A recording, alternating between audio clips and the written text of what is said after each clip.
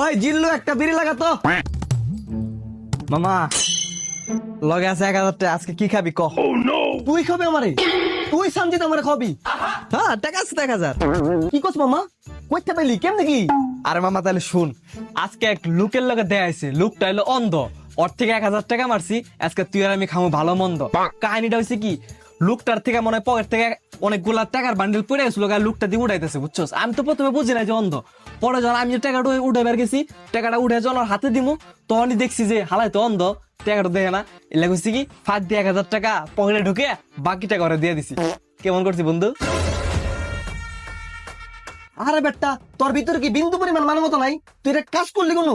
লোকটা ছিল অন্ধ, তুই টাকাটা উঠাই দিস, সেই পর্যন্ত ঠিক ছিল, কিন্তু ওই লোকটা অন্ধ সাল দেখে তুই এই দুর্বলতার সুযোগ নিয়ে 1000 টাকা মেরে দিলি। এটা কোনো কাজ করছো বেটা? কেন